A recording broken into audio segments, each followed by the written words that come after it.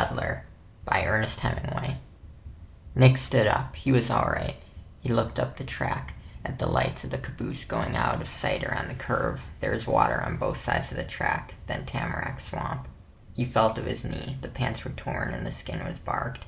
His hands were scraped and there were sand and cinders driven up under his nails. He went over to the edge of the track down the little slope to the water and washed his hands.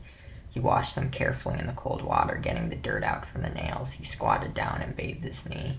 That lousy crud of a brakeman. He would get him someday. He would know him again. That was a fine way to act. "Come here, kid," he said. "I got something for you." He had fallen for it. What a lousy kid thing to have done. They would never suck him in that way again. "Come here, kid. I got something for you." Then wham! And he lit on his hands and knees beside the track. Nick rubbed his eye. There was a big bump coming up. He would have a black eye, all right. It ached already. That son of a crudding brakeman. He touched the bump over his eye with his fingers. Oh well, it was only a black eye. That was all he had gotten out of it. Cheap at the price. He wished he could see it. Could not see it looking into the water, though. It was dark and he was a long way off from anywhere. He wiped his hands on his trousers and stood up, then climbed the embankment to the rails. He started up the track. It was well blasted and made easy walking. Sand and gravel packed between the ties, solid walking. The smooth roadbed, like a causeway, went on ahead through the swamp. Nick walked along. He must get to somewhere.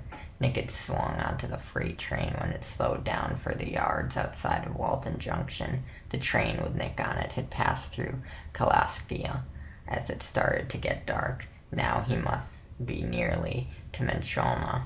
3 or 4 miles of swamp. He stepped along the track, walking, so he kept on the ballast between the ties. The swamp ghostly in the rising mist. His eye ached and he was hungry. He kept on hiking, putting the miles of track back of him. The swamp was all the same on both sides of the track. Ahead there was a bridge. Nick crossed it, his boots ringing hollow on the iron. Down below the water showed black between the slits of ties. Nick kicked a loose spike and it dropped into the water. Beyond the bridge were hills. It was high and dark on both sides of the track. Up the track, Nick saw a fire. He came up the track toward the fire carefully. It was off to one side of the track, below the railway embankment.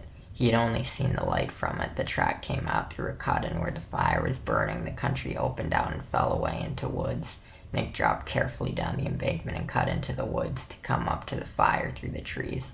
It was a beechwood forest, and the fallen beech-nut birds were under his shoes as he walked between the trees. The fire was bright now just at the edge of the trees. There was a man sitting by it.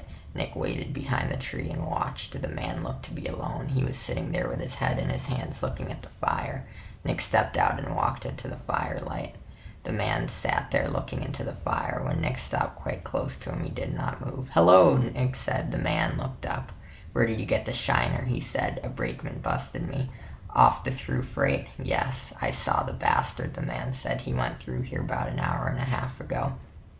He was walking along the top of the cars, slapping his arms and singing. The bastard. It must have made him feel good to bust you," the man said seriously. "I'll bust him. Get him with a rock sometime when he's going through," the man advised. "I'll get him." "You're a tough one, aren't you?" "No," Nick answered. "All you kids are tough." "You gotta be tough," Nick said. "That's what I said." The man looked at Nick and smiled. In the firelight, Nick saw that his face was misshapen. His nose was sunken. His eyes were slits. He had queer-shaped lips. Nick did not perceive all this at once. He only saw the man's face was queerly formed and mutilated. It was like putty in color, dead-looking in the firelight. "Don't you like my pan?" the man asked. Nick was embarrassed. "Sure," he said. "Look here." The man took off his cap. He had only one ear. It was thickened and tight against the side of his head. Where the other ear should have been, there was a stump. "Ever seen one like that?" "No," said Nick. It made him a little sick. "I could take it," the man said. "Don't you think I could take it, kid?" "You bet." "They all bust their hands on me," the little man said. "They couldn't hurt me." He looked at Nick. "Sit down," he said. "Want to eat?" "Don't bother," Nick said. "I'm going on to the town." "Listen," the man said. "Call me Ad." "Sure." "Listen," the little man said. "I'm not quite right." "What's the matter?" "I'm crazy." Put on his cap. Nick felt like laughing. "You're all right," he said. "No, I'm not. I'm crazy." "Listen, you ever been crazy?" "No," Nick said. "How does it get you?" I don't know, Ad said. You got it, you don't know about it. You know me, don't you? No, I'm Ad Francis. Honest to God, don't you believe it? Yes. Nick knew it must be true. You know how I beat them? No, Nick said. My heart's slow. It only beats 40 a minute. Feel it. Nick hesitated. Come on. The man took hold of his hand. Take hold of my wrist. Put your fingers there. The little man's wrist was thick. The muscles bulged above the bone. Nick felt the slow pumping under his fingers. You got a watch? No, neither have I, Ad said. It ain't any good if you haven't got a watch. Nick dropped his wrist. Listen, Ad Francis said. Take a hold again. You count and I'll count up to 60. Feeling the slow, hard throb under his fingers, Nick started to count. He heard the little man counting slowly. 1, 2, 3, 4, 5, and on aloud. 60, Ad finished. That's a minute. What did you make it? 40, Nick said. That's right, Ad said happily. She never speeds up. The man dropped down the railroad embankment and came across the clearing to the fire. Hello, Bugs, Ad said. Hello, Bugs answered. It was a Negro's voice. Nick knew from the way he walked that he was a Negro. He stood with his back to them, bending over the fire. He straightened up. This is my pal, Bugs, Ad said. He's crazy, too. Glad to meet you, Bugs said. Where you say you're from? Chicago, Nick said. That's a fine town, the Negro said. I didn't catch your name. Adams, Nick Adams. He says he's never been crazy, Bugs, Ad said. He's got a lot coming to him, the Negro said. He was unwrapping a package by the fire. When are we going to eat, Bugs? The prize fighter asked. Right away. Are you hungry, Nick? Hungry as hell. Hear that, Bugs? I hear most of what goes on. That ain't what I asked you. Yes, I heard what the gentleman said. Into a skillet he was laying slices of ham. As the skillet grew hot, the grease sputtered, and Bugs, crouching on long nigger legs over the fire, turned the ham and broke eggs into the skillet, tipping it from side to side to bask the eggs with the hot fat. Will you cut some bread out of that bag? Mr. Adams. Bug turned from the fire. Sure. Nick reached in the bag and brought out a loaf of bread. He cut 6 slices. Ad watched him and leaned forward. Let me take your knife, Nick, he said. No, you don't, the Negro said. Hang on to your knife, Mr. Adams. The prize fighter sat back. Will you bring me the bread, Mr. Adams? Bugs asked. Nick brought it over. Do you like to dip your bread in the ham fat? The Negro asked. You bet. Perhaps we better wait until later. It's better at the finish of the meal. Here, the Negro picked up a slice of ham and laid it on one of the pieces of bread, then slid an egg on top of it. Just close that sandwich, will you please, and give it to Mr. Francis. Ad took the sandwich and started eating. Watch out how that egg runs, the Negro warned. This is for you, Mr. Adams, the remainder for myself. Nick bit into the sandwich. The Negro was sitting opposite him beside Ad. The hot fried ham and eggs tasted wonderful. Mr. Adams is right hungry, the Negro said. The little man, whom Nick knew by name as a former champion fighter, was silent. He had said nothing since the Negro had spoken about the knife. May I offer you a slice of bread dipped right in the hot ham fat? Bug said. Thanks a lot. The little white man looked at Nick. Will you have some, Mr. Adolph Francis? Bugs offered from the skillet. Ad did not answer. He was looking at Nick. Mr. Francis, came the nigger's soft voice. Ad did not answer. He was looking at Nick.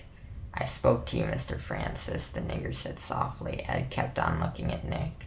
He had his cap down over his eyes. Nick felt nervous. How the hell do you get that way? Came out from under the cap sharply at Nick. Who the hell do you think you are? You're a snotty bastard. You come in here where nobody asks you and you eat a man's food, and when he asks to borrow a knife, you get snotty. He glared at Nick. His face was white and his eyes almost out of sight under the cap. You're a hot sketch. Who the hell asked you to butt in here? Nobody. You're damn right nobody did. Nobody asked you to stay either. You come in here and act snotty about my face and smoke my cigars and drink my liquor and then talk snotty.